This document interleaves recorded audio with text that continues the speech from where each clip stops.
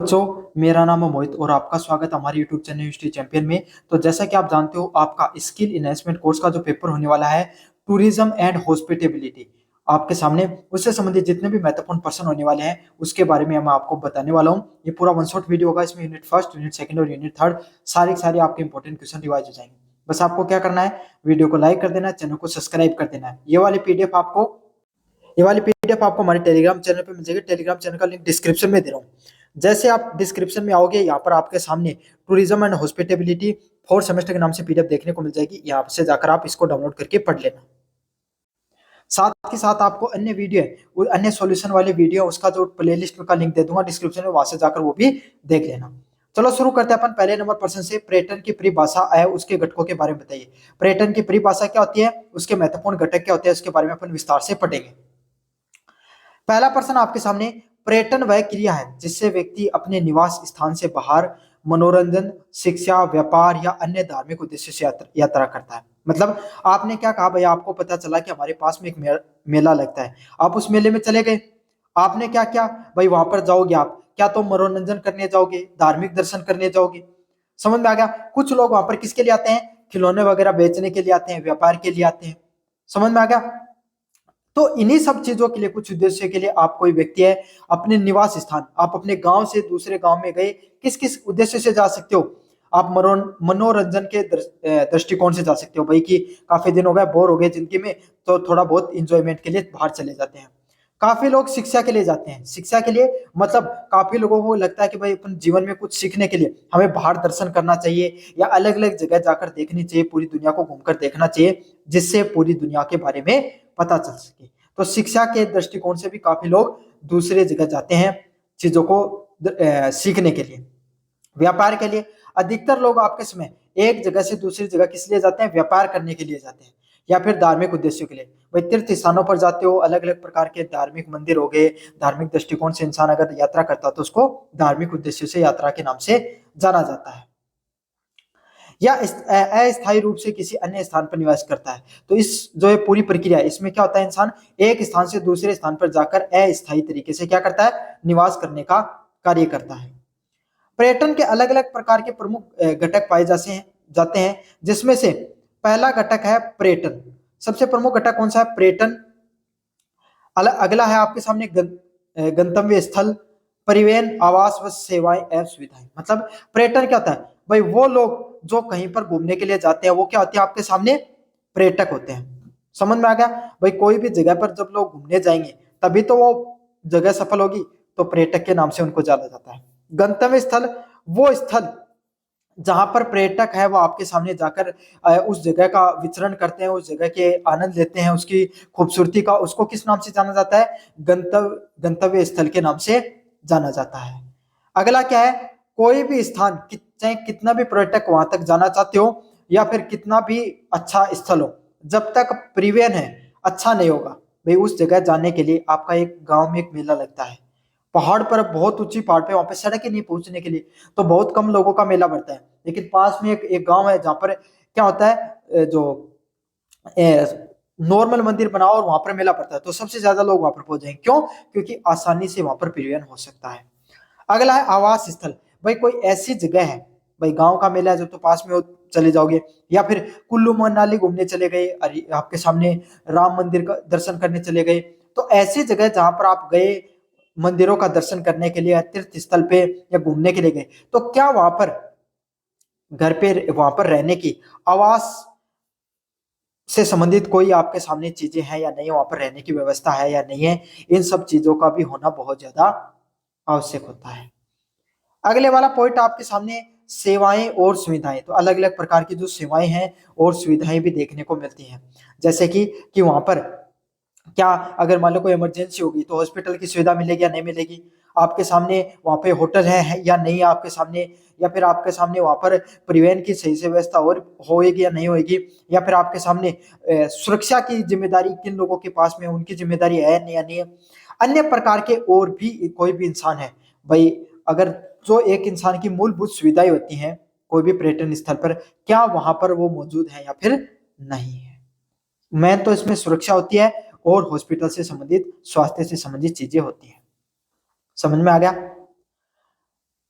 पर्यटन का उद्देश्य केवल भ्रमण ही नहीं है, बल्कि सामाजिक, सांस्कृतिक व आर्थिक गतिविधियां जो हैं, जो दो देशों या उनके क्षेत्रों के बीच में आपके सामने समझ या सहयोग को बढ़ाती हैं। पर्यटन क्या होता है? पर्यटन का दृष्टिकोण सिर्फ केवल भ्रमण ही नहीं है। मतलब पर्यटन का जो, अगर अपन विस्तार से समझे पर्यटन के बारे में, तो उसका अर्थ यही नहीं है कि आप किसी एक जगह से दूसरी जगह को सिर्फ घूमने के लिए चले गए, बल्कि वहां पर सामाजिक, संस्कृति व आर्थिक गतिविधियां हैं, वो भी करने के लिए काफी लोग जाते हैं। मतलब काफी लोग क्या है भाई, एक देश से लेकर काफी लोग एक देश से दूसरे देश में घूमने के लिए जाते हैं। क्यों जाते हैं? क्योंकि वहां की संस्कृति को समझ सके, कि वहां के लोग किस प्रकार का जीवन जीते हैं, हमारा जीवन किस प्रकार का है, इस प्रकार का लोग भी चीजें के लिए समझने के लिए जाते हैं। जो लोग मुख्यतः आपके सामने व्यापार से संबंधित गतिविधियां करने के लिए जाते हैं, उसको क्या कहा जाता है? आर्थिक गतिविधियों के लिए भी काफी बार लोग है वो अपने देश से दूसरे देश में क्या जाते हैं, अपना गुजारा करने के लिए या फिर पैसे कमाने के लिए, उसको आर्थिक गतिविधियों के नाम से भी जाना जाता है। दो दो देशों या दो से अधिक क्षेत्रों के बीच में समझ या सहयोग बढ़ाती है। तो सिर्फ पर्यटन का अर्थ यही नहीं है कि लोग आपस में घूमने के लिए चले गए। इससे सामाजिक संस्कृति, भाई अगर कोई विदेश के लोग यहाँ पर आते हैं, यूरोप के लोग, तो उनसे उनका खान पान समझते हो, आप उनकी भाषा समझते हो, वो कैसे रहते हैं उनके बारे में पता चलता है, उनकी संस्कृति के बारे में पता चलता है। और वहां पर घूमने आते हैं, आर्थिक गतिविधियां भी बढ़ती हैं भाई। ठेले वाले हो गए, होटल वाले हो गए, जो भी है, स्वास्थ्य केंद्र हो गए, सबकी गतिविधियों में पैसे की कमाई होती है, या परिवहन से संबंधित कमाई भी देखने को मिलती है।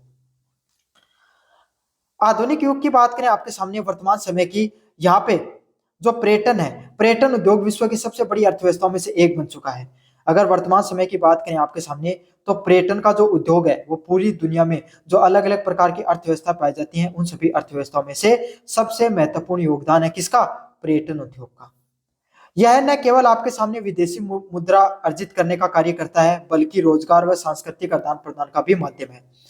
हम अगर विस्तार से समझें, तो आज के समय दुबई हो गया, है ना, अमेरिका जैसे शहर हैं, स्विट्जरलैंड जैसे शहर हैं, स्वीडन है, ये कुछ ऐसे देश हैं, श्रीलंका है, मालदीव है, ये कुछ ऐसे शहर हैं या ऐसे देश हैं जो पूर्ण रूप से आप पे किस चीज पर निर्भर करते हैं? इस चीज पर निर्भर करते हैं कि उनकी अर्थव्यवस्था ही पर्यटन पे चलती है। जितने ज्यादा लोग वहां पर घूमने आते हैं, उतनी ही ज्यादा वो उनकी अर्थव्यवस्था अच्छी चलती है। यह न केवल विदेशी मुद्रा अर्जित करने का तरीका है, भाई अगर कोई विदेश से लोग घूमने आते हैं, वो अपना पैसा यहाँ पर आकर खर्च करते हैं। समझ में आ गया? तो इससे सिर्फ यही नहीं है कि विदेशी मुद्रा यहाँ पर आती है उस देश में, बल्कि रोजगार व संस्कृति का भी आदान प्रदान होता है। वे लोगों को रोजगार भी मिलता है और संस्कृति का भी आदान प्रदान देखने को मिलता है। पर्यटन मानव जीवन को आनंद, ज्ञान व सांस्कृतिक समृद्धि प्रदान करता है। पर्यटन है वो इंसानों को क्या करता है? आनंद देने का काम करता है, ज्ञान देने का व सांस्कृतिक समृद्धि प्रदान करने का भी प्रदान करता है। इस प्रकार यह कोई भी व्यक्ति, समाज और राष्ट्र तीनों के विकास में सहायक है। तो इससे जो व्यक्ति घूम रहा है, उससे भी ज्ञान की प्राप्ति होती है, उसका विकास होता है। कोई समाज है, उसको भी आपके सामने विकास देखने को मिलता है, और राष्ट्र है, उसको भी जो विकास है देखने को मिलता है। तो तीनों ही आपके सामने, व्यक्ति, समाज व राष्ट्र है, तीनों के विकास में ये आपके सामने बहुत महत्वपूर्ण पहलू है उसके विकास में। समझ में आ गया आपको विस्तार से? मुझे उम्मीद है कि आपको बहुत अच्छे से चीजें समझ में आ गई होंगी। अगला इंपॉर्टेंट पर्सन है गाइड के प्रकार एवं मार्गदर्शन के सिद्धांत। तो गाइड कितने प्रकार के होते हैं, उनके मार्गदर्शन के क्या सिद्धांत होते हैं, उसके बारे में विस्तार से पढ़ेंगे अपन। आज आपको पूरा का पूरा पर्यटन सिखा कर रहेंगे इस विषय में। समझ में आ गया? गाइड वह व्यक्ति होता है जो उदयपुर को ऐतिहासिक, जो पर्यटकों को ऐतिहासिक, सांस्कृतिक, धार्मिक या प्राकृतिक स्थलों की जानकारी प्रदान करता है। मतलब आपने देखा होगा, कोई व्यक्ति घूमने आ रहा है और उसके पास में एक व्यक्ति उसको बताता रहता है ना, वो उसकी भाषा में ट्रांसलेट करके कि भाई ये चीज हमारे यहाँ पर 50वीं सदी में, मतलब बाबर के टाइम पे बनी थी, अकबर के टाइम पे बनी थी, या चंद्रगुप्त मौर्य के द्वारा बनाई गई थी, है ना, ये राणा सांगा के द्वारा बनाई गई थी, या फिर महाराणा प्रताप के द्वारा ये इन चीजों का निर्माण हुआ था, महाराणा कुंभा ने इस दुर्ग का निर्माण किया है। तो इन सब चीजों को कोई व्यक्ति है जो उन पर्यटकों के साथ साथ चलकर जो बताता है, ऐतिहासिक भाई ये चीजें कितनी पुरानी है, यह संस्कृति किस प्रकार की है, तो धार्मिक और प्राकृतिक स्थलों की जानकारी प्रदान करता है। समझ में आ गया ना? क्यों? क्योंकि घूमने आ रहा है, उस व्यक्ति को थोड़ी पता उस जगह के बारे में, तो जो उसके साथ चलता है वो उसको बताता रहता है कि भाई इस जगह का क्या महत्व है, क्या ऐतिहासिक इतिहास है इसका, क्या संस्कृति है, क्या धार्मिक व प्राकृतिक स्थल के बारे में विस्तृत रूप से जानकारी देता है। गाइड अलग अलग प्रकार के होते हैं। गाइडों के अगर मुख्य प्रकार देखें तो सबसे पहला प्रकार होता है स्थानीय गाइड, लोकल गाइड। सरकारी मान्यता प्राप्त गाइड, टूर स्कॉट और विशेष गाइड, मतलब तीन आपके सामने कुल देखें तो चार प्रकार के गाइड होते हैं। पहले गाइड होते हैं स्थानीय गाइड, मतलब आप कहीं पर घूमने गए है ना, और वहां पर आपने कोई एक वहीं पर कोई लड़का घूम रहा था या फिर वहीं पर कोई गाइड मिल जाते हैं जो आपके सामने कहते हैं कि भाई मैं आपको बता दूंगा इस जगह के बारे में, आपको मैं पर घंटे का 200 या 300 रुपये चार्ज लूंगा, जो उस स्थल पर ही मिलते हैं आपके सामने। समझ में आ गया? तो इसको स्थानीय गाइड के नाम से जाना जाता है, लोकल गाइड के नाम से जाना जाता है, जो स्थानीय निवासी बनते हैं, जिनके पास मान्यता वगैरह होती नहीं है, सस्ते में आपको बता देते हैं चीजों को। अगला आता है सरकारी मान्यता प्राप्त गाइड। दूसरे कौन से गाइड होते हैं? जो सरकारी मान्यता को प्राप्त करके गाइड बनते हैं। इनके लिए आपको क्या होता है, ये भाई बड़े बड़े अधिकारी आते हैं कोई यहाँ पर घूमने के लिए, या कोई राजकीय कोई दौरा होता है, उनको गाइड करने का कार्य करते हैं। ये सरकारी मान्यता प्राप्त गाइड होते हैं। इसके लिए बाकायदा सरकारी जॉब होती है इस चीज की। समझ में आ गया? लाइसेंस वगैरह मिलता है। टूर स्कॉट, अलग अलग बड़ी बड़ी जो घुमाने के जो गाइड की कंपनियां होती हैं या टूरिस्ट कंपनियां होती हैं, वो भी क्या करते हैं, कुछ टूर गाइड होते हैं उनको क्या करते हैं, स्कॉट करते हैं, उनको रखती है, मतलब वो क्या करते हैं आपके सामने, वो उन कंपनियों के साथ जो परिवहन होता है उसी के साथ जाते हैं और उसी के साथ पूरे पैकेज में सारी चीजें समझाते हैं। विशेष गाइड, विशेष क्या गाइड क्या होते हैं, कोई क्षेत्र विशेष के बारे में कोई जानकारी रखता है, उसको इस विशेष गाइड के नाम से, स्पेशलाइज्ड गाइड के नाम से भी जाना जाता है। या कोई विशेष भाषा के बारे में जिसको ज्ञान है, वही उस भाषा के बारे में ज्यादा ज्ञान ज्ञाता है, वही उन लोगों को क्या कर सकता है, गाइड कर सकता है, उनको विशेष गाइड के नाम से जाना जाता है। अब कोई भी व्यक्ति को अगर आप गाइड कर रहे हो तो कौन से आपके सिद्धांत होने चाहिए? पहला है सत्य, निष्ठा व ईमानदारी। आप जब भी अपना कार्य करो तो सत्य निष्ठा के साथ करो, मतलब भाई सत्य व ईमानदारी के साथ आपको काम करना है, सत्य बोलना है, सही चीजें आपको ईमानदारी के साथ बतानी है। काफी लोग क्या करते हैं, 100 की चीज 500 में देते हैं, तो गाइड उनको गाइड बताते नहीं है कि इतने की है, वो कहते हैं कोई बात नहीं है, अपना भारत देश का है तो फायदा हमें दो। तो आपको जो भी चीजों की जानकारी देनी है उसको ज्यादा बढ़ा चढ़ाकर नहीं बताना है, आपको ईमानदारी व सत्यता के साथ चीजों को पेश करना है। साथ के साथ आप जो दूसरे विदेश से आए हुए लोगों के साथ छल कपट नहीं करना चाहिए, आप उनको सही से चीजों के बारे में बताओ। विनम्रता व सहनशीलता, अगर आप कोई भी व्यक्ति के साथ घूम रहे हो तो हो सकता है आपके वैचारिक टकराव हो सके, आपके सामाजिक टकराव हो सकते हैं, आपके कभी काफी बार व्यक्तिगत विचारधारा के टकराव देखने को मिल सकते हैं, लेकिन आप एक गाइड हो तो आपको क्या करना है, आपको विनम्र रहना है, आपको एकदम सहनशील रहना है। कोई सामने वाला व्यक्ति का हो सकता है व्यवहार थोड़ा अच्छा नहीं हो, तो आप विनम्रता व सहनशीलता के साथ उसका अच्छे से व्यवहार करो उसका। अगला है ज्ञान और आत्मविश्वास। क्या होता है, आपको जितना ज्यादा ज्ञान होगा आपको उतना ही ज्यादा आत्मविश्वास होगा। आप किसी व्यक्ति को गाइड करने जा रहे हो, अगर आपको जिस जगह के बारे में गाइड कर रहे हो उसके बारे में अगर पूर्ण रूप से ज्ञान है, तो अगर पर्यटक आपसे 2 सवाल भी पूछ लेगा आप तुरंत उसके बारे में जवाब देते हो। क्यों? क्योंकि आपके पास ज्ञान है, और ज्ञान से ही आत्मविश्वास भी आता है। अगले वाला है पर्यटक आपके लिए क्या है, एक आपका ना सिर्फ कस्टमर है बल्कि आपका एक दोस्त की तरह आपका व्यवहार होना चाहिए, जिसके प्रति आप उसको रिस्पेक्ट रखो, सम्मान रखो। अगला अनुशासन व सुरक्षा का ध्यान रखना। आपको जो पर्यटक होते हैं उसके साथ आपको गलत तरीके से व्यवहार नहीं करना है, उसके साथ मानसिक व आपके सामने शारीरिक रूप से कोई भी गलत तरीके का व्यवहार नहीं करना, आपको अनुशासन और उनकी सुरक्षा का भी ध्यान रखना है। काफी बार क्या होते हैं, लोकल लोग हैं उनको परेशान करने का प्रयास करते हैं, आपको उसके सुरक्षा का भी ध्यान रखना होता है, आपकी पूर्ण रूप से जिम्मेदारी, वो लोग आपकी पूर्ण रूप से जिम्मेदारी है। एक अच्छा गाइड न केवल जानकारी देता है बल्कि पर्यटक के अनुभवों को भी यादगार बनाता है। अगर कोई आपके सामने एक अच्छा गाइड है, उसका काम सिर्फ यही नहीं है कि वो क्या करेगा, एक अच्छी जानकारी देगा, बल्कि क्या करेगा, एक पर्यटक को इस प्रकार का माहौल बनाकर देगा कि उसको जिंदगी भर वो चीज याद रहे। और जब वो पर्यटक अपने देश में जाए तो वो बताए कि आप भी उस देश में घूमकर आना, वहाँ के लोग बहुत अच्छे हैं, वहाँ के लोग क्या करते हैं, बहुत ही ज्यादा सहनशील हैं, वहाँ के लोग हैं वो उनका व्यवहार बहुत अच्छा है, उनका अनुभव अच्छा होगा, तो उससे आपके सामने और ज्यादा लोग हैं वो आपसे जुड़ाव महसूस करेंगे। वह स्थानीय संस्कृति, भाषा और परंपरा से पर्यटक को जोड़ता है। क्या करता है, स्थानीय संस्कृति, स्थानीय लोगों को अपनी संस्कृति से जोड़ता है, भाषा व परंपरा से पर्यटकों को जोड़ने का प्रयास करता है। गाइड का व्यवहार व प्रस्तुति किसी देश की छवि को प्रभावित करती है। गाइड जितना ज्यादा अच्छा होगा, क्योंकि लोग देश के लोगों को थोड़ी जानते हैं, जो लोग घूमने आ रहे हैं वो तो उस गाइड को जानते हैं। गाइड का व्यवहार अच्छा होगा तो उन्हें लगेगा कि इस देश के सभी लोग अच्छे हैं। वो पूरे देश की छवि उस एक व्यक्ति पर निर्भर करती है। अंततः गाइड पर्यटन के उद्योग का चेहरा होता है। मतलब ये समझ लो, गाइड है वो, जो पर्यटक उद्योग होता है उसका रीढ़ की हड्डी होती है, बैकबोन के रूप में होता है। अगले वाले प्रश्न की तरफ बढ़े अपन। यूनिट नंबर जो फर्स्ट का, पर्यटन और विरासत, हेरिटेज का संबंध। पर्यटन और जो विरासत, उसमें क्या संबंध होता है? विरासत किसी देश की ऐतिहासिक संस्कृति, स्थापत्य कला व प्राकृतिक धरोहर होते हैं। जैसे आपके सामने हमारे यहाँ पर हवा महल है, जंतर मंतर है जयपुर में, उदयपुर की झीलें हैं, पुष्कर झील है आपके सामने, पुष्कर जो जगह है वो हो गई आपके सामने, इधर शेखावाटी क्षेत्र की हवेलियां हो गई, उदयपुर है जैसी जगह घूमने के लिए, माउंट आबू हो गया आपके सामने, है ना, कीर्ति, अलग अलग प्रकार के जो भी स्थल होते हैं, अपने दुर्ग हैं, बड़े बड़े दुर्ग हैं, वहां पर लोग घूमने के लिए आते हैं। तो राजस्थान में तो काफी लोग घूमने के लिए आते हैं। तो यही यही क्या है, हमारे राजस्थान की विरासत है।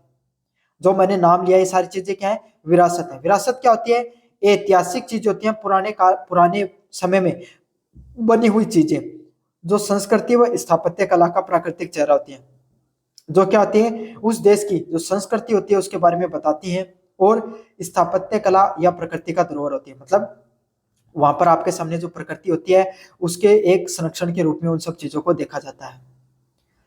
पर्यटक इन धरोहरों को देखने, जानने व अनुभव करने आते हैं। और पर्यटक क्या है, अलग अलग प्रकार की जो चीजें होती हैं उन्हें देखने के लिए आते हैं, उन्हें जानने और अनुभव करने के लिए आते हैं, जिससे विरासत पर्यटक, हेरिटेज टूरिज्म का विकास होता है। जिससे क्या देखने को मिलता है आपके सामने, विरासत पर्यटन का आपके सामने विकास होता हुआ दिखाई देता है।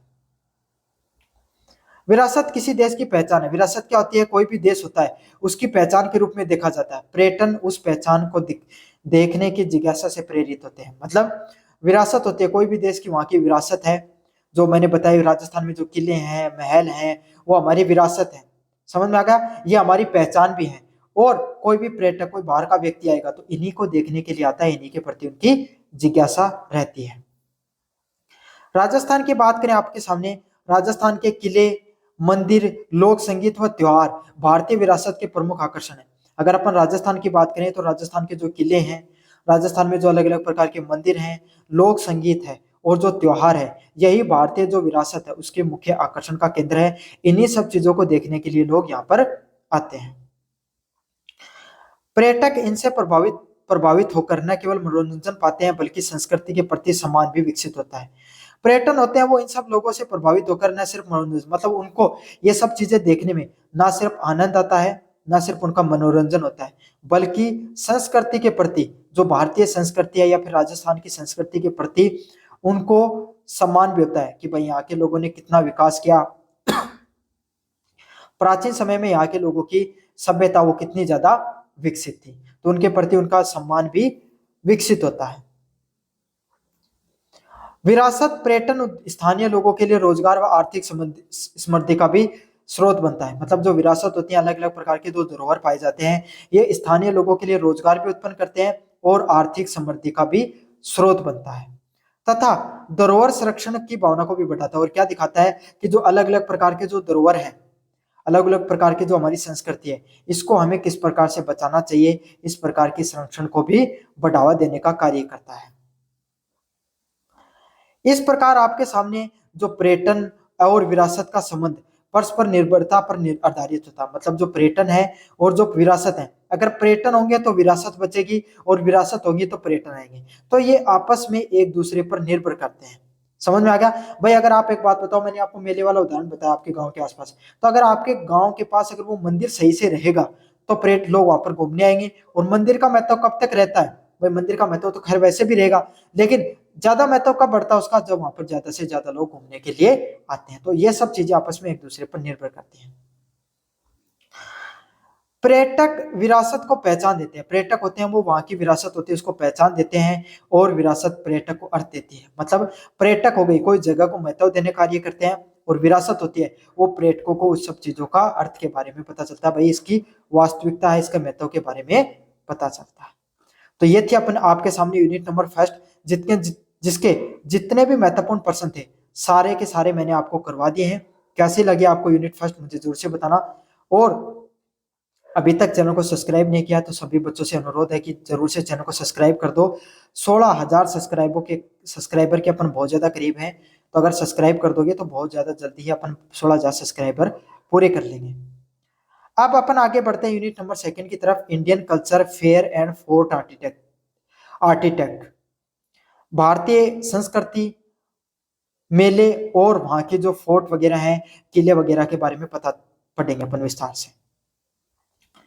भारतीय संस्कृति की प्रमुख विशेषताएं क्या है, भारतीय संस्कृति की प्रमुख विशेषताओं के बारे में विस्तार से पढ़ने वाले हैं अपन। भारतीय संस्कृति विश्व की सबसे प्राचीनतम और समृद्धशाली संस्कृति है। भारतीय संस्कृति की बात करें तो विश्व की, पूरी दुनिया की सबसे प्राचीन संस्कृति है और सबसे समृद्धशाली संस्कृति के रूप में इसको जाना जाता है। इसकी मुख्य विशेषताएं, इसकी मुख्य विशेषताओं की बात करें, आध्यात्मिकता। लोग क्या करते हैं, ज्यादातर अपनी संस्कृति में अध्यात्म में विश्वास रखते हैं। अध्यात्म समझते हो ना, पूजा पाठ हो गया आपके सामने, ईश्वर की भक्ति में ज्यादातर लीन रहते हैं। हर घर में, आप अपने घर में देख लो, आपके आसपास कहीं पे भी देख लो, आप में हमारे यहाँ पर लगभग गांव में मंदिर मिल जाते हैं। अगर दूसरे धर्म से हो तो मस्जिद, इस्लाम धर्म से हो मस्जिद देखने को मिल जाते हैं, और कोई धर्म से हो, सिख धर्म जहाँ पर ज्यादातर देखने को मिलता है, गुरुद्वारे भी देखने को मिलते हैं। तो हमारा भारत देश यहाँ पर है जहाँ पे धर्म से जुड़ाव लगभग तो देखने को मिलता है। सही सुनता है, सभी लोग एक दूसरे के साथ भाईचारे के साथ भी रहते हैं। साथ के साथ धर्मनिरपेक्षता और विविधता में एकता देखने को मिलती है। धर्मनिरपेक्षता क्या होती है, हर प्रकार के धर्मों का यहाँ पर सम्मान देखने को मिलता है। चाहे आप बौद्ध धर्म से हो, चाहे ईसाई धर्म से हो, चाहे आपके सामने हिंदू धर्म से हो, किसी भी धर्म से हो, सभी धर्म के लोगों का सम्मान यहाँ पर देखने को मिलता है। साथ के साथ आपको देखने को मिलता है विविधता में एकता। हमारे देश में अलग अलग प्रकार की भाषा बोली जाती है, अलग अलग प्रकार की बोली बोली जाती है, लेकिन इसके बावजूद हमारे देश के सभी लोग क्या है, एक जगह एकजुट रहने पर विश्वास रखते हैं तथा सत्कार और परिवार की एकता भी देखने को मिलती है। साथ साथ क्या देखने को मिलती है, सभी लोग एक दूसरे से एक प्रेम भाव से रहते हैं, सत्कार करते हैं और आपके सामने परिवार की तरह रहने का काम करते हैं। तो हमारा देश है वो एक परिवार की तरह रहता है। हमारे देश में हर धर्म का सम्मान भी है। भारत में विभिन्न प्रकार की भाषाएं, धर्म, रीति रिवाज व परंपराएं होते हुए भी एकता बनी रहती है। अगर हम विस्तार से समझने का प्रयास करें तो भारत एक ऐसा देश है जहां पर अलग अलग प्रकार की भाषाएं बोली जाती हैं, धर्म और रीति रिवाज देखने को मिलते हैं। हमारे यहाँ पर राजस्थान में देख लो आप, अलग अलग प्रकार के, आप अपने गांव में देखो या शहर का मुख्य उदाहरण ले लो, शहर में देखो अलग अलग प्रकार के धर्म के लोग मिलेंगे, है ना, अलग अलग प्रकार की बोलियां बोलेंगे, अलग अलग प्रकार का पहना होगा उनका, रीति रिवाज भी अलग होंगे। भाई धर्म अलग है तो रीति रिवाज भी अलग होंगे, परंपराएं भी अलग हो सकती हैं, जाति आधारित भी होती है, धर्म आधारित भी होती है ना। लेकिन फिर भी अगर बात आती है भारत देश की या बात आती है कहीं राजस्थान की, तो हम सीना चौड़ा करके बताते हैं कि हम राजस्थान और भारत के निवासी हैं। हमारे द्वारा एक नारा दिया गया, भारतीय लोगों का नारा है वसुदेव कुटुंबकम, मतलब और अतिथि देवो भव है। वसुदेव कुटुंबकम मतलब पूरी संसार है वो, हमारा पूरे संसार ही क्या है, हमारे जो वसुदेव कुटुंबकम मतलब पूरा संसार ही हमारा घर है। अतिथि देवो भव मतलब हम अपने अतिथियों को देवताओं की तरह मानते हैं, उनको एक अपने ईश्वर की तरह पूजा करते हैं। जैसे आदर्श है वो हमारी आत्मा है, मतलब हमारे द्वारा, हमारे जो वेदों में, हमारे जो पुराणों में आपके सामने वसुदेव कुटुंबकम और अतिथि देवो भव जैसी बातें कही गई, जो हमारी संस्कृति की भावनाओं के बारे में बताती है कि हमारी संस्कृति कितनी हमेशा से क्या रही, हमें हमारी संस्कृति हमेशा से इतनी ज्यादा सजग रही, जिसने किसकी बात की, हमेशा बात की आपके सामने जो आने वाले पर्यटक या विदेश से आने वाले लोगों का हमने हमेशा सम्मान किया है। भारतीय संस्कृति में योग, आयुर्वेद, नृत्य, संगीत, कला व साहित्य का समृद्ध इतिहास देखने को मिलता है। अगर हम विस्तार से पढ़ें तो भारतीय जो संस्कृति होती है इसमें योग परंपरा देखने को मिलती है, भारत ने आयुर्वेद दिया, भारत के लोक नाट्य, लोक संगीत व लोक कला और लोक साहित्य देखने को मिलता है, और इसी सब चीजों की चर्चा पूरी दुनिया में होती है। हमारा योग पूरी दुनिया, आज विश्व योग दिवस मनाया जाता है। हमारे द्वारा आयुर्वेद की बात की गई, जो शल्य चिकित्सा और आज एलोपैथी जो आप अंग्रेजी द्वारा आज अपन लेते हैं, वो जैसी चीजें हमने बहुत पहले ही आविष्कार कर ली थी। हमारा खुद का लोक नृत्य और लोक साहित्य देखने को मिलता है। ये केवल धार्मिक ही नहीं बल्कि मानवीय जीवन मूल्यों पर आधारित संस्कृति है। हमारी संस्कृति सिर्फ एक धर्मों पर ही निर्भर नहीं रहती है, बल्कि मानव के जो जीवन मूल्य होते हैं उस पर भी आधारित हमारी संस्कृति रहती है। भारतीय संस्कृति की अनेक प्रकार की विशेषताएं हैं, जिसमें सहिष्णुता और सबको स्वीकार करने की भावना है। मतलब भारतीय संस्कृति में क्या है, बहुत सारी विशेषताएं देखने को मिलती हैं, जिसमें सहिष्णुता, सभी लोग मिलजुल कर रहें और सबको स्वीकार करने की भावना दिखाई पड़ती है कि भाई सभी लोग हैं वो आपके सामने एकजुट रहे। हमें चाहे कोई धर्म के लोग हो, कोई अलग अलग भाषाएं बोलते हो, चाहे रीति रिवाज कुछ भी परंपरा हो, हम सभी लोग एक साथ भाईचारे की तरह रहते हैं, सभी लोग हमें एकजुट रहने का रहते हैं। इसकी परंपराएं और आचार विचार आज भी समाज में नैतिकता और मर्यादा को बनाए हुए हैं। भारतीय संस्कृति में जो अलग अलग प्रकार की परंपराएं पाई जाती हैं, आचार विचार व्यवहार देखने को मिलता है, इसने हमारे समाज में आज भी नैतिकता और मर्यादा है वो बनी हुई है। इस प्रकार जो हमारी संस्कृति है, भारतीय संस्कृति की संपूर्ण मानवता के लिए प्रेरणा स्रोत है। अगर हम विस्तार से समझे तो भारतीय संस्कृति है वो पूरी दुनिया के सामने जो प्रेरणा का स्रोत बनी हुई, पूरी दुनिया हमारी संस्कृति से सीखती है। तो ये आपके सामने जो प्रश्न था आपका, भारतीय संस्कृति की जो प्रमुख विशेषताएं हैं उसके बारे में अपन ने विस्तार से पढ़ा है, काफी ज्यादा महत्वपूर्ण प्रश्न है। मुझे उम्मीद है कि आपको सारे के सारे प्रश्न बहुत अच्छे से समझ में आ गए होंगे। अब बढ़ते हैं अपन यूनिट नंबर 2 के जो अगला महत्वपूर्ण प्रश्न है, राजस्थान के प्रमुख मेलों का साहित्यिक महत्व बताइए। हमारे राजस्थान में आपके सामने अलग अलग प्रकार के प्रमुख व्यंजन मेले लगते हैं, उनका क्या साहित्यिक महत्व उसके बारे में अपन विस्तार से पढ़ेंगे।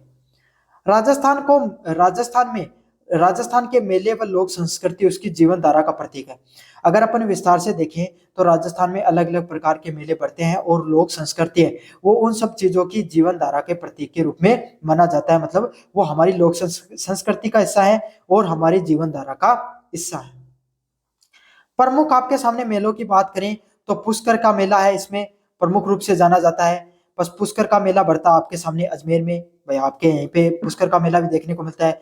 रामदेवरा मेला है बाड़मेर के अंदर बढ़ता है। नागौर का मेला है, करनी माता का मेला है बीकानेर में बढ़ता है।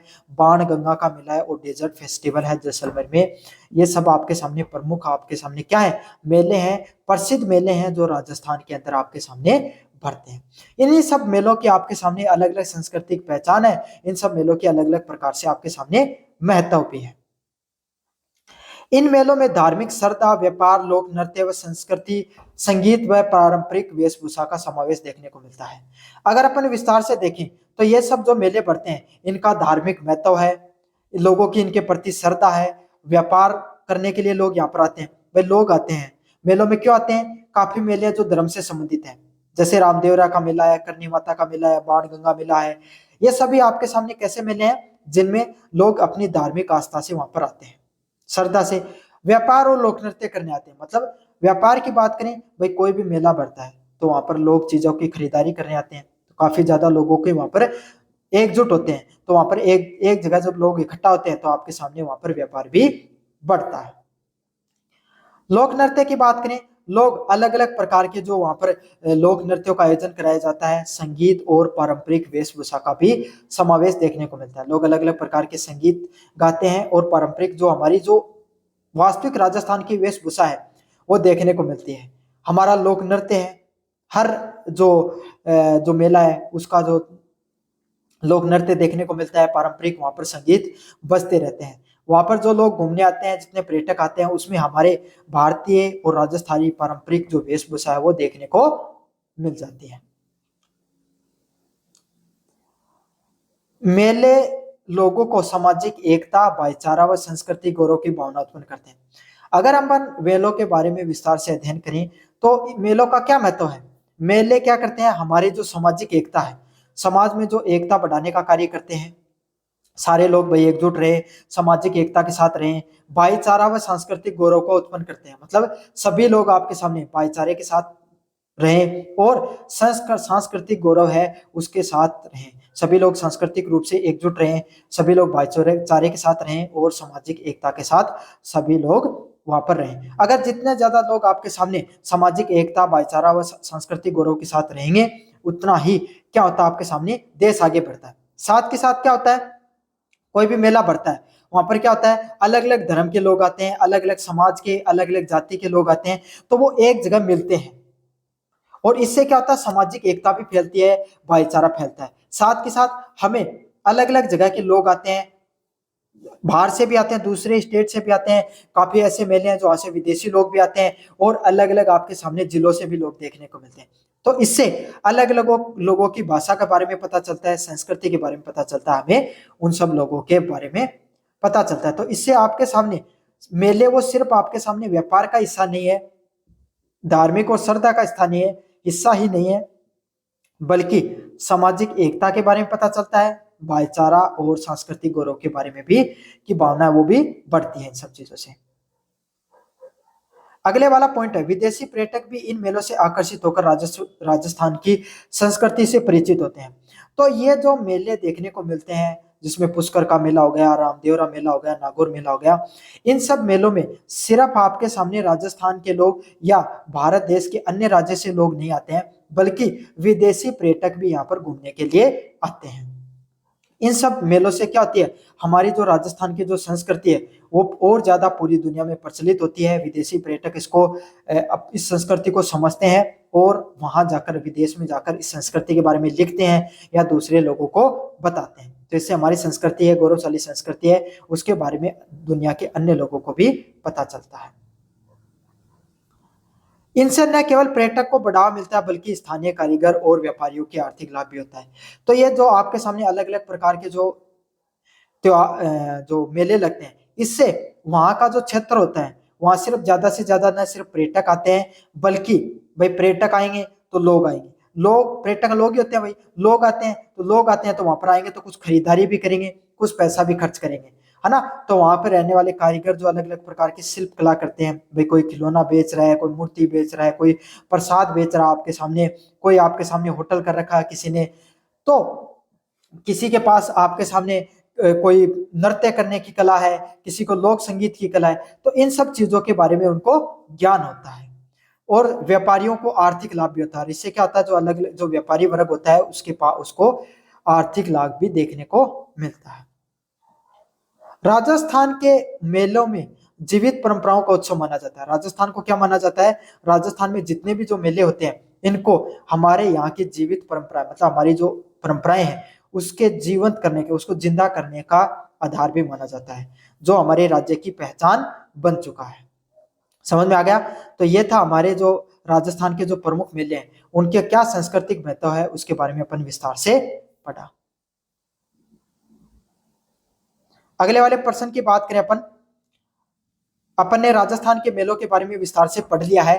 अब अपन जो दूसरी स्थापत्य कला है, 6 नंबर प्रश्न में पढ़ेंगे, राजस्थान के किलों की स्थापत्य विशेषताओं के बारे में बताइए। तो राजस्थान के जो किले हैं उनकी क्या क्या प्रमुख स्थापत्य विशेषताएं हैं, उसके बारे में अपन विस्तार से पढ़ने वाले हैं। काफी ज्यादा महत्वपूर्ण प्रश्न है ये भी। राजस्थान में अनेक प्रकार के किले पाए जाते हैं, जैसे चित्तौड़गढ़ का किला, कुंभलगढ़ किला, रणथंभौर किला, जैसलमेर व आमेर किला। तो राजस्थान जो है वहां पर सिर्फ आपके सामने मेले नहीं लगते हैं, हम अपनी सिर्फ मेलों के लिए प्रसिद्ध नहीं है, बल्कि हमारा राजस्थान है, हमारी संस्कृति है, वो एक चीज के लिए और सबसे ज्यादा फेमस है, वो किले। हमारे राजस्थान में जितने किले पाए जाते हैं उतने किले पूरे भारत में और कहीं पर भी नहीं पाए जाते हैं।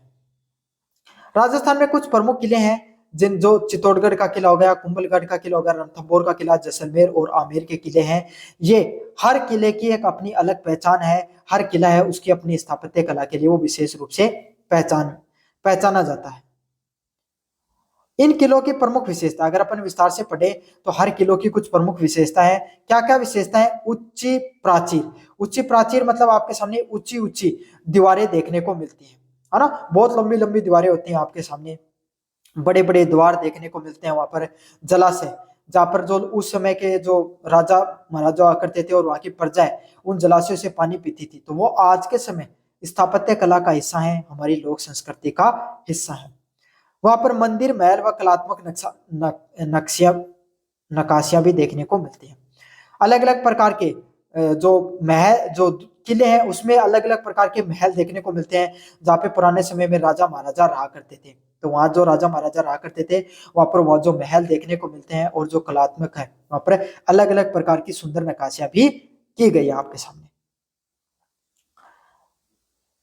इनमें युद्ध, रक्षा व सौंदर्य तीनों का उत्कर्ष संतुलन देखने को मिलता है।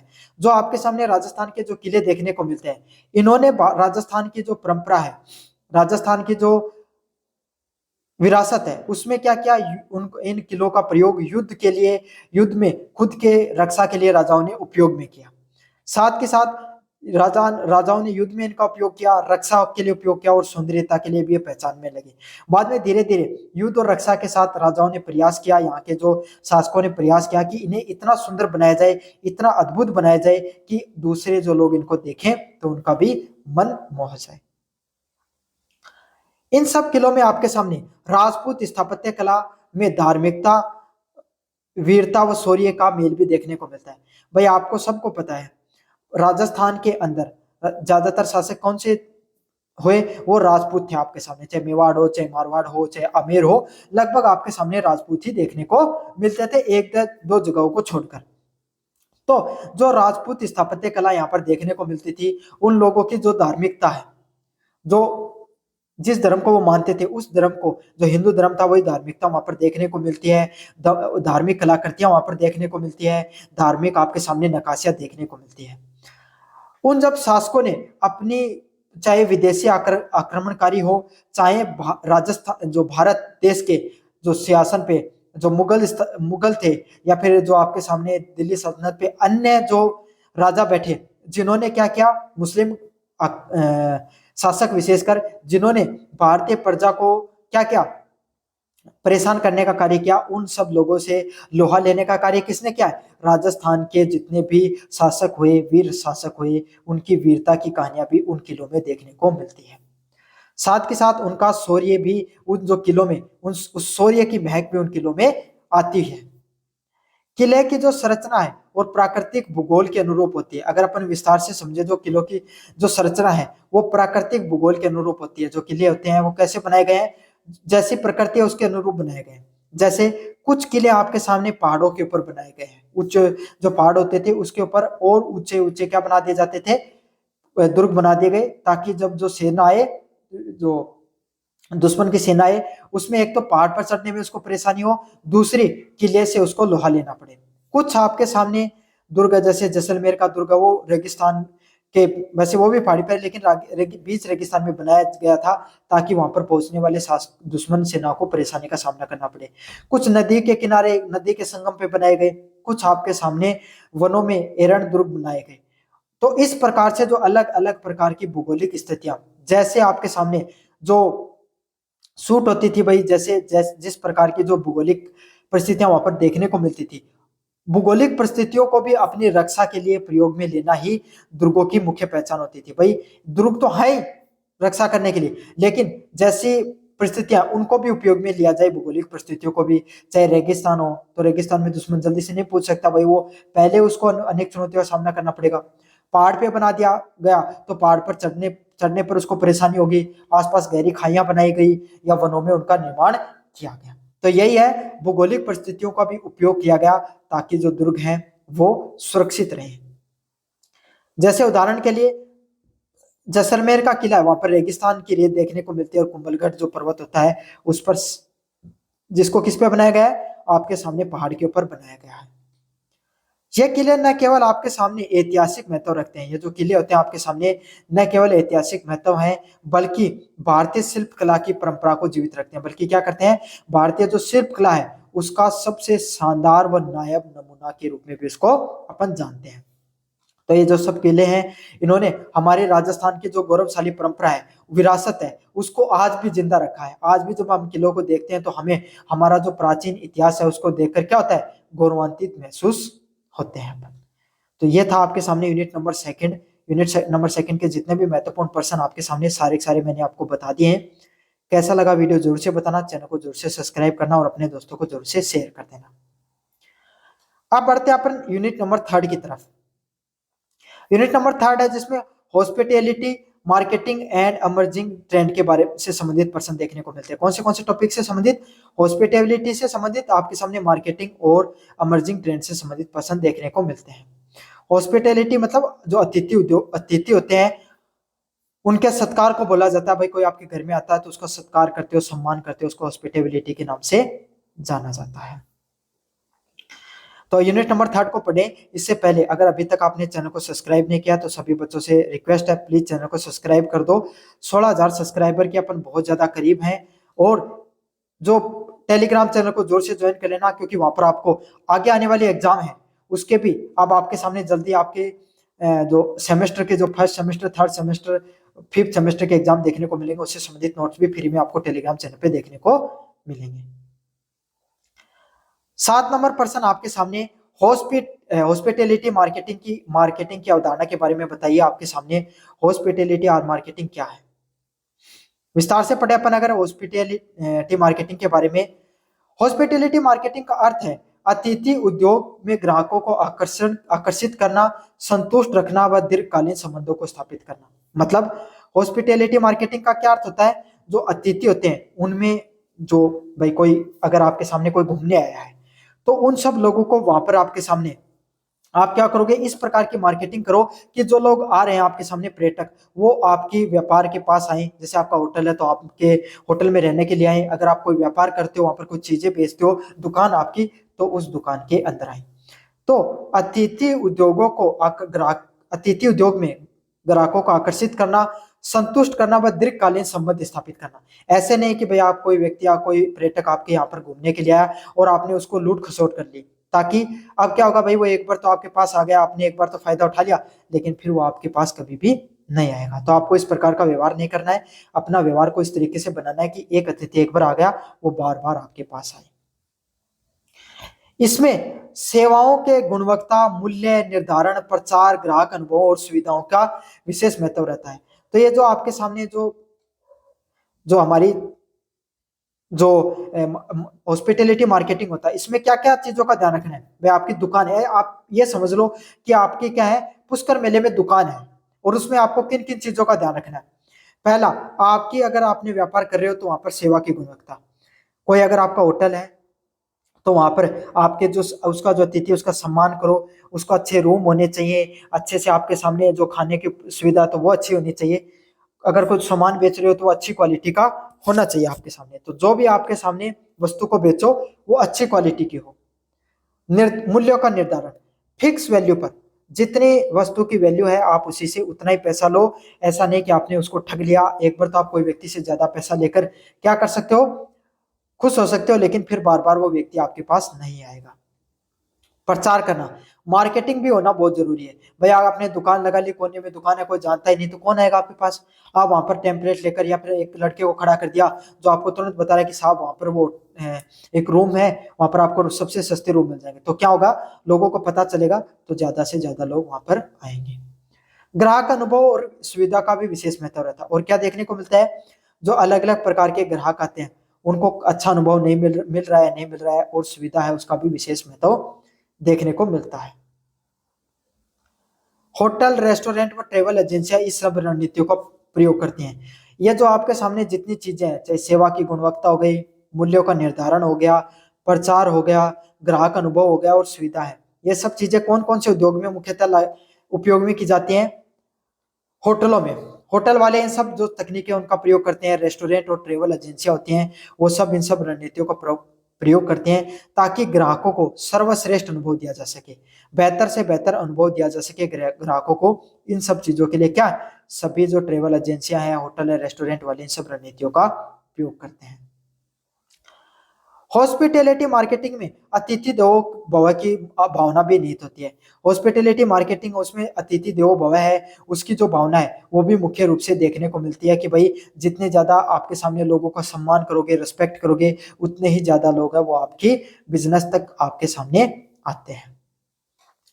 आज भी उद्योग में डिजिटल प्लेटफॉर्मों के माध्यम से सोशल मीडिया व ऑनलाइन बुकिंग प्लेटफॉर्मों के जरिए ग्राहकों तक पहुंच होती है।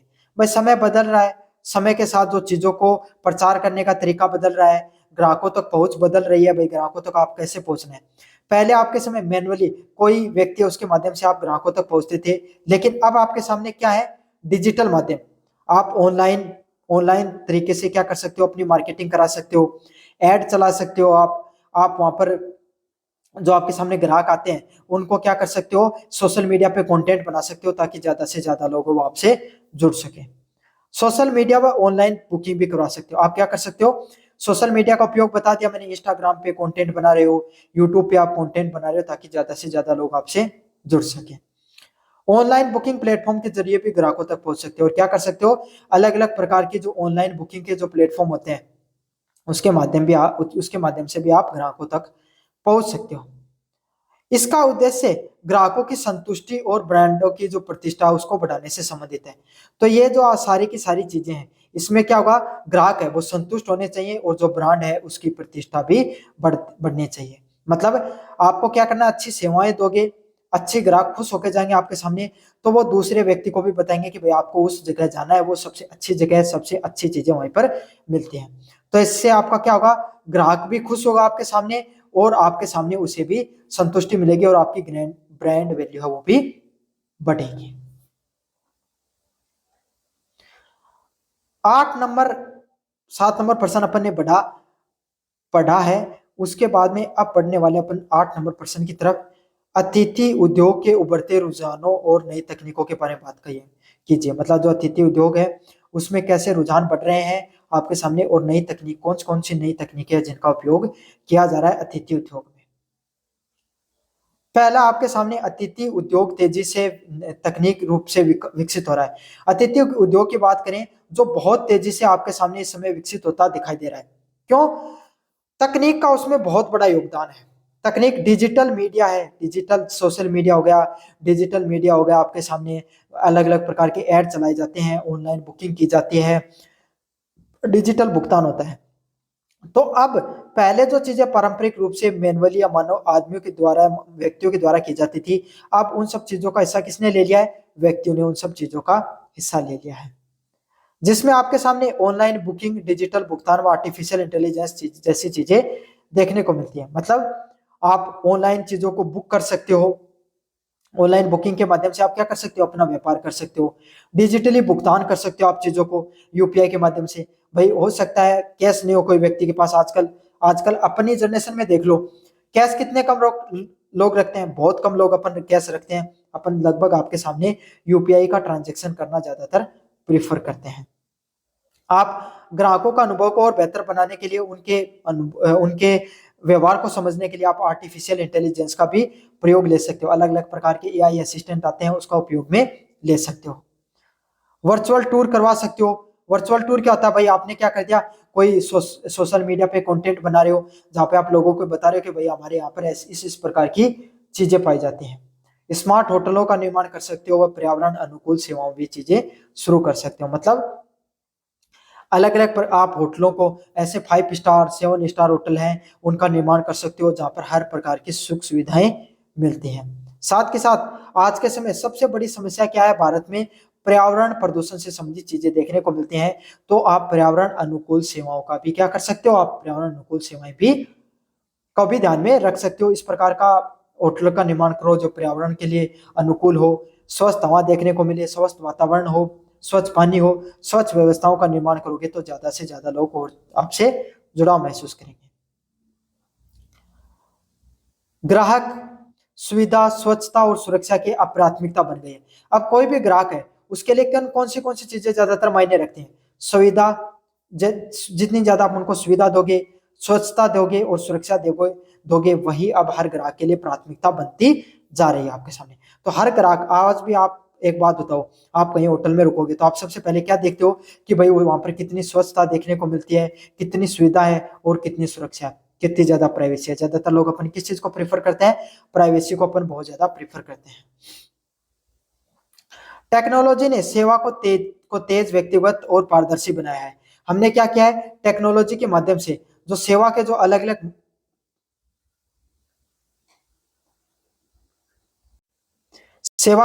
अलग माध्यम आपके सामने वो देखने को मिलते हैं, जहां पे आपने टेक्नोलॉजी को क्या बनाया, तेज किया है, व्यक्तिगत और पारदर्शी टेक्नोलॉजी का उपयोग में लिया है।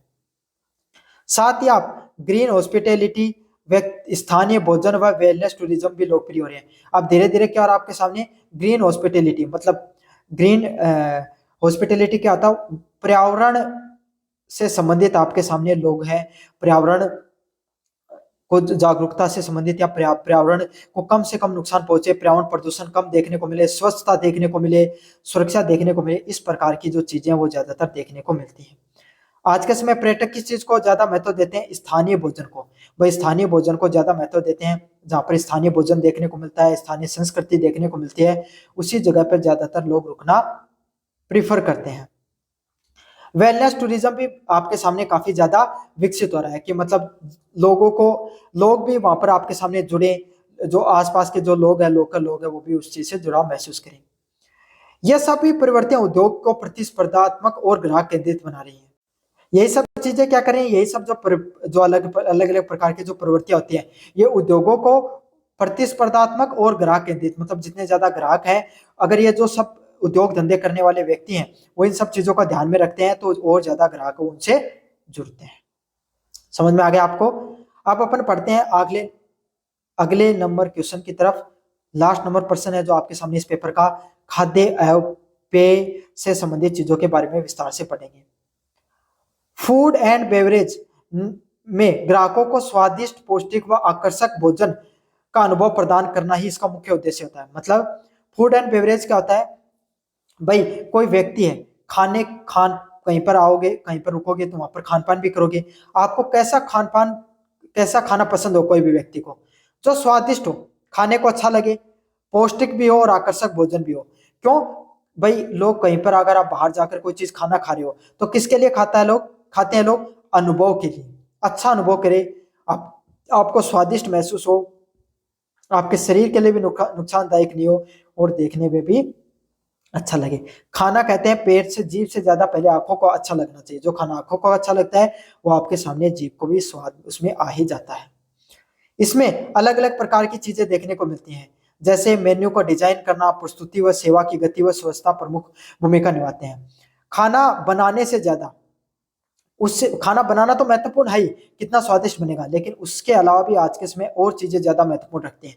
जैसे मेन्यू का डिजाइन करना, भाई आप किस प्रकार का खाना देना चाहते हो? स्थानीय खाना देना चाहते हो, जैसे राजस्थान में नॉर्थ इंडिया खाना, साउथ इंडिया खाना हो गया आपके सामने, स्थानीय खाना हो गया। राजस्थान में भी अलग अलग प्रकार के खाने पाए जाते हैं। तो आप किस प्रकार का, वेज हो गया, नॉन वेज हो गया, किस प्रकार का खाना है वो प्रस्तुत करना चाहते हो, उस प्रकार के खाने का मेन्यू डिजाइन करना। प्रस्तुति करना, भाई प्रस्तुत करने का तरीका भी अगर आपका आकर्षक होगा तो ज्यादा से ज्यादा लोग आपसे जुड़ेंगे। सेवा की गति, आपकी जो किस सेवा का जो लोग हैं उनको जोड़ रहे हो तो कितना जल्दी, क्योंकि आज के समय लोगों के पास समय नहीं है। आप किसी ने खाना ऑर्डर किया और आप कितना जल्दी उसको उस तक पहुंचा देते हो, इसको सेवा की गति के नाम से जाना जाता है। जितनी अच्छी आपकी सेवा की गति होगी, जितनी स्वच्छता से आप खाने को प्रदान करोगे, उतने ही ज्यादा लोग आपसे जुड़ते चले जाएंगे। आज का सोशल मीडिया प्रचार, ऑनलाइन फूड डिलीवरी व ब्रांड जो आइडेंटिटी भी इसका हिस्सा है। और ये आपके सामने चाहे सोशल मीडिया पे जो प्रचार देखने को मिलता है, ऑनलाइन फूड डिलीवरी होती है और ब्रांड आइडेंटिटी होती है, वो ये सब चीजें किस सब चीजों से निर्भर करती हैं? वो इन सब चीजों पर ही निर्भर करती हैं। आप अलग अलग प्रकार के जो फूड ब्लॉगर हैं वो आपके सामने क्या करते हैं? प्रचार प्रसार करते हैं। ऑनलाइन फूड डिलीवरी हो गया और ब्रांड आइडेंटिटी है, ये सब चीजें किस चीज पर निर्भर करती हैं? आपके इसमें खाद्य व पेय उद्योग से संबंधित निर्भर करती हैं। ग्राहक संतुष्टि और दोबारा आने की प्रेरणा करनी चाहिए। आप कोई भी व्यक्ति को जब खाना दे रहे हो तो इस प्रकार का खाना दो कि ग्राहक संतुष्ट हो उस खाने से और वापस आए आपके सामने।